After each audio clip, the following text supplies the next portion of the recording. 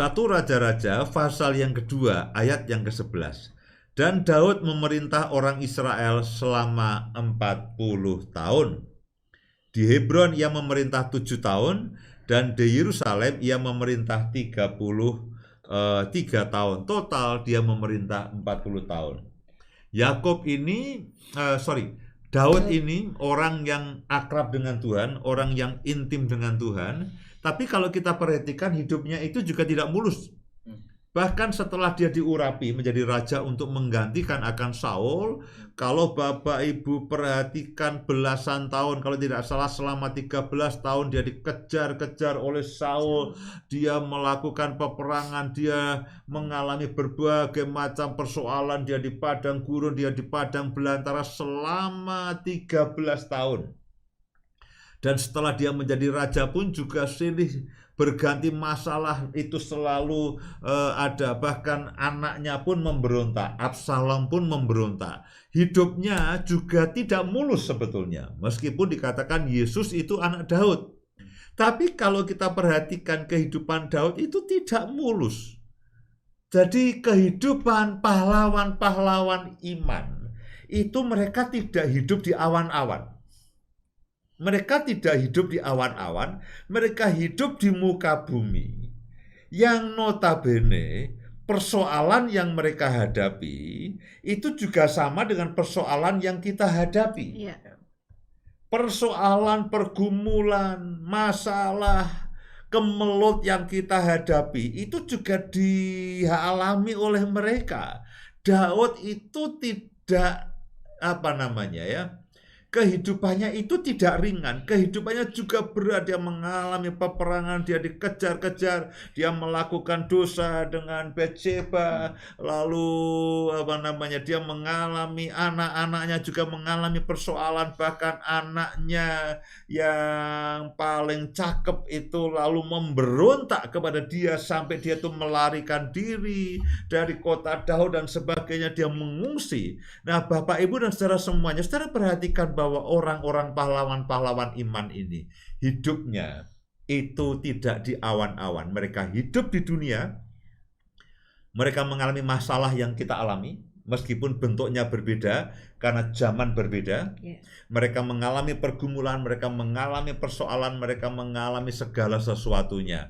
Tetapi satu hal, Alkitab mencatat bahwa 40 tahun Tuhan memimpin Daud, 40 tahun Tuhan memimpin akan Musa, 130 tahun Tuhan memimpin akan Yakub. Meskipun itu sulit adanya, itu sukar adanya, tapi satu hal, Tuhan tidak pernah meninggalkan akan kita. Amen. Sampai Daud itu menulis satu Mazmur di dalam Mazmur 23.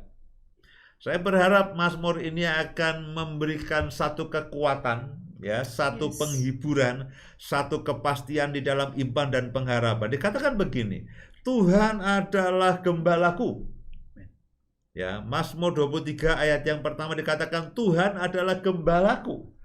Daud mengawali bahwa aku tidak menentukan hidupku sendiri. Tuhanlah yang menjadi gembalaku. Dan kita semua tahu bahwa gembala itu berjalan di depan, dan kita, saya dan saudara, domba-dombanya itu mengikut dari belakang. Gembala itu selalu berjalan di depan, dan Daud katakan Tuhan adalah gembalaku. Meskipun hidupnya tidak mudah, dia mengalami berbagai macam persoalan, dia mengalami berbagai macam pergumulan, dia mengalami berbagai macam tantangan, tapi dia katakan Tuhan adalah gembalaku. Bagaimanapun juga di tengah-tengah semua kesalahan yang aku lakukan, di tengah dosa yang aku lakukan, di tengah-tengah kegagalan, di tengah-tengah kebodohanku, di tengah-tengah ketidakmampuanku, dia katakan begini, Tuhan itu gembalaku. Tuhan itu gembalaku. Meskipun dia ada berbagai macam persoalan, Tuhan itu gembalaku. Dan pada malam hari ini, mari katakan bersama-sama dengan saya, entah apapun yang Bapak, Ibu, dan saudara itu sedang alami, saudara dan saya tetap bisa mengatakan Tuhan itu gembalaku. Takkan kekurangan aku. Dia membaringkan aku di padang yang berumput hijau. Dia membimbing aku ke air yang tenang. Dia menyegarkan jiwaku. Dia menuntun aku di jalan yang benar oleh karena namanya. Sekalipun aku berjalan di dalam lembah kekelaman atau lembah kematian.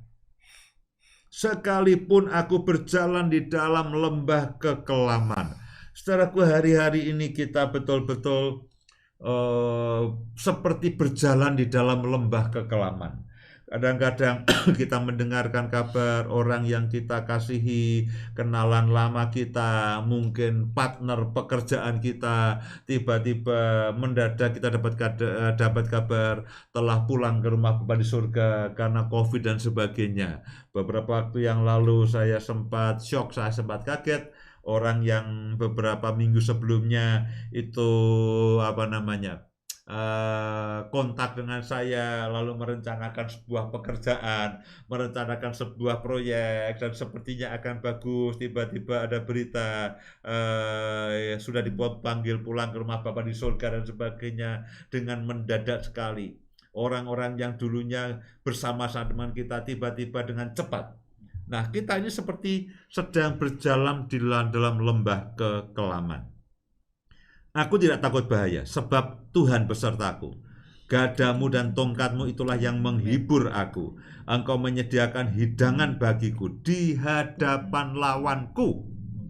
Tuhan tidak menjanjikan tidak ada lawan. Di hadapan kita ada lawan kita, tapi disitulah Tuhan itu menyediakan hidangan. Setiap hari kita menghadapi lawan kita, COVID, virus, ya, pandemi, persoalan-persoalan keuangan dan sebagainya, itulah lawan kita. Dan Tuhan mengatakan Daud mengatakan, engkau mengurapi kepalaku dengan minyak, pialaku penuh melimpah, kebajikan dan kemurahan belaka akan mengikuti aku seumur hidupku, dan aku akan diam dalam rumah Tuhan sepanjang masa. Amin.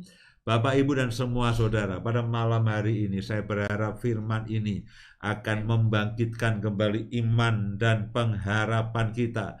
Firman ini akan memberikan kepada kita satu pencerahan. Tuhan, terima kasih. Roh Kudus akan mewahyukan kepada saudara akan kebenaran firman Tuhan ini. Seperti yang dialami oleh Yakub, seperti yang dialami oleh Musa, seperti yang dialami oleh Daud. Bahwa tahun-tahun yang mereka lalui, itu mereka lalui bersama-sama dengan Tuhan.